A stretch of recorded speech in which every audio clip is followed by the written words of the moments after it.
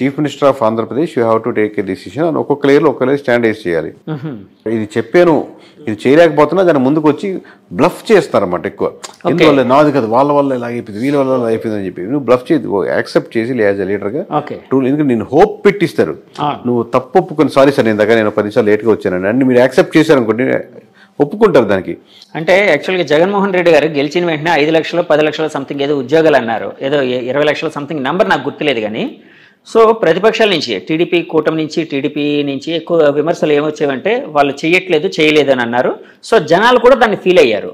So Jaganmohan Reddy గారు నేను చేయలేకపోయానని చెప్పి యాక్సెప్ట్ చేసి జనాల్ని కన్విన్స్ చేయగలిగితే నెగ్గే అవకాశం ఉండేదా సార్? మనం 100 అనుకుంటాం సార్, ఇంట్లో 4 పనులు చేద్దాం అనుకుంటాం, కుదరట ఒక పని కుదరదు.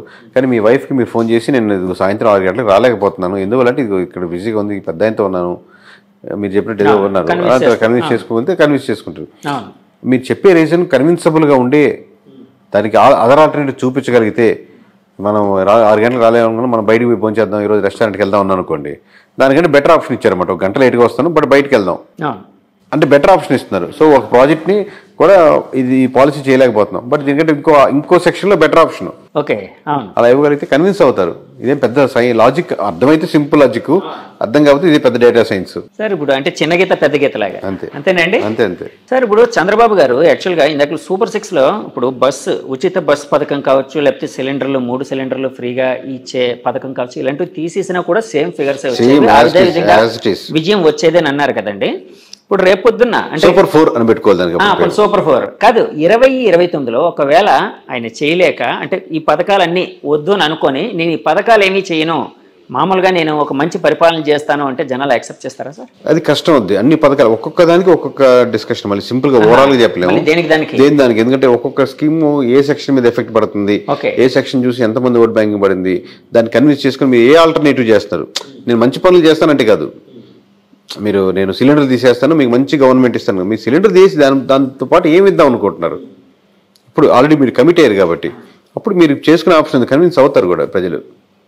ఎందుకంటే మీరు మంచి పరిపాలన అందిస్తారనే ఓట్ బ్యాంకింగ్ ఎక్కువ ఉంది అంటున్నాను.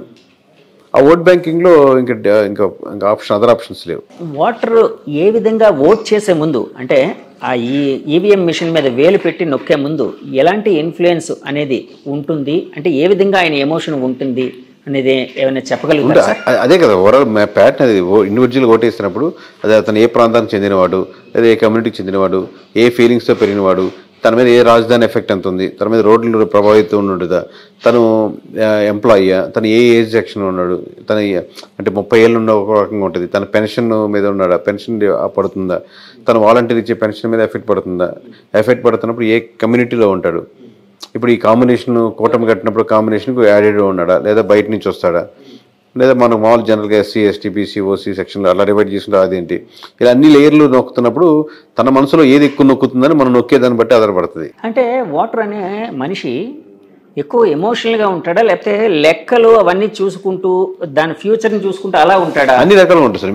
మిక్సింగ్ ఒకే ఎమోషనల్గా ఏదైనా మీ లెక్కతో పాటు ఎమోషన్ కనెక్ట్ అవ్వాలి.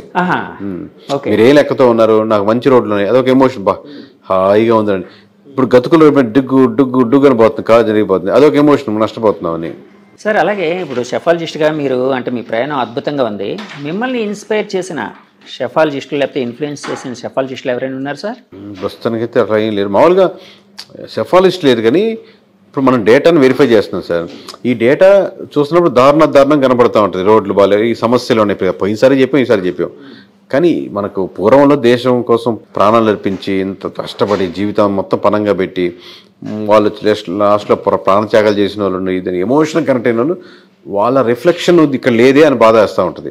వాళ్ళు ఎందుకైతే పోయారో, ఎందుకైతే కష్టపడ్డారో, మనం 10 రూపాయలు దానం చేయాలంటే 10 రకాలుగా ఆలోచిస్తాం. అటువంటిది కుటుంబంలో చీత్కారాలు అనుభవించి ఎన్నో రకాలుగా ఉండి వాళ్ళు లాఠీతో కొడతా ఉన్నా ఇంకా వందే మాత్రం ఎవడంటాడు సార్, వందే మాత్రం వాడికి ఎందుకు అవసరం? కానీ వాడి కోసం కాదు కదా, నెక్స్ట్ వచ్చి మనలాంటి జనరేషన్ వాళ్ళు ఇక్కడ ఊర్లలో ఇలాంటి సమస్యలు లేకుండా మన బ్రిటిష్ వాళ్ళు వెళ్ళిపోతారు, మన గవర్నమెంట్ వస్తుంది, అద్భుతంగా ఉంటుంది అని ఊహించుకుంటాడు. అలాంటి ఈ డేటా చూస్తున్నప్పుడు మా జీవితం ఇంకా ఇట్లాగే ఉంది కదా అని చెప్పి బాధేస్తాం. అంటే వాళ్ళ భాగస్వామ్యం ఎందులో లేదని ఫీల్ అవుతున్నారు మీరు? అంటే ఎందులో లేదని అదే వెళ్ళే పద్ధతిలో గవర్నమెంట్స్ తీసుకునే పాలసీ, పొలిటికల్ సినారియో సింపుల్ కదా సార్, ఒక పాలసీ జీవితాలు మార్చేస్తుంది కదా. సో ఆ పాలసీ మేకింగ్లో కావాల్సిన ఫ్రూట్స్ అది అందట్లేదని ఒక బాధగా ఉంటుంది. పాలసీ మేకింగ్ చేయాలి అంటే వాళ్ళు ఎమ్మెల్యేలు ఎంపీలు అవ్వాల్సిందే కదా సార్, అంతే కదండి, పాలిటిక్స్ లో కావాల్సిందే. నేను పొలిటికల్గా తీసుకున్న డెసిషన్లో వాటికి వచ్చే రిజల్ట్స్లో వాళ్ళు ఏదైతే కలగన్నారో ఆ రిజల్ట్స్ కనపడలేదని, అది రిఫ్లెక్ట్ అవ్వట్లేదు అనేది ఓకే ఆవేదన. 7 ఏళ్ళ నుంచి మీ ప్రయాణం మొదలు పెట్టారు ఒక షెఫాలజిస్ట్గా. ఈ రంగం ఎలా ఉంటుంది సార్? అంటే ఈ రంగంలోకి అంటే నేను చాలామంది చూస్తూ ఉంటాను, చాలామంది సాఫ్ట్వేర్ బ్యాక్గ్రౌండ్ నుంచి వచ్చిన వాళ్ళే ఇందులోకి వస్తూ ఉన్నారు.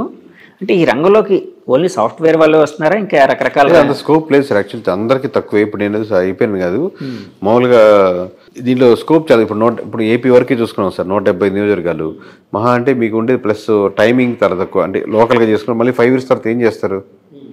ఇప్పుడు మనది సెక్షన్ ఏంటంటే లైక్ సీజనల్ బిజినెస్, సీజనల్ గా ఉంటుంది, ఆన్ రెగ్యులర్ బేసిస్ ఉండదు. అంటే ఒక నియోజకవర్గం వరకు, ఒక జిల్లా వరకే చేసుకున్న చెప్తున్నారు. మళ్ళీ 5 years ఏం చేస్తారు? సో అట్లా అని చెప్పి జనాలు అనుకున్నట్టు కోట్లు వచ్చేయడం అలాంటివి ఏమి ఉండదు. అది వేరే విషయం లేండి. మామూలుగా ఓవరాల్గా స్టేట్ వైడ్ కంట్రీ వైడ్ చేయగలనుకున్నారు, దాంతో మీకు వాళ్ళు ఇచ్చే డబ్బులతో ఖర్చులే పోతాయి. సో మీరు ప్యాషనేట్గా ఏదో ఇట్లాంటి చేయాలనుకుని వచ్చిన వాళ్ళకి కొంచెం చాలా వరకు 99% ఈ ఫీల్డ్, అది మేబీ ఇంకా దానికంటే బెటర్ ఫీల్డ్తో ఆలోచించి రావచ్చు. కానీ ఇండివిజువల్గా ఏదో కొంచెం కన్ఫైన్ అవుదాం అనుకున్న మటుకు కష్టమే. అంటే ఈ ఎలక్షన్లో సెఫాలజిస్టులు ఎక్కువ మంది పెరిగిన వాతావరణం అయితే కనిపిస్తున్నట్టుంది కదండి.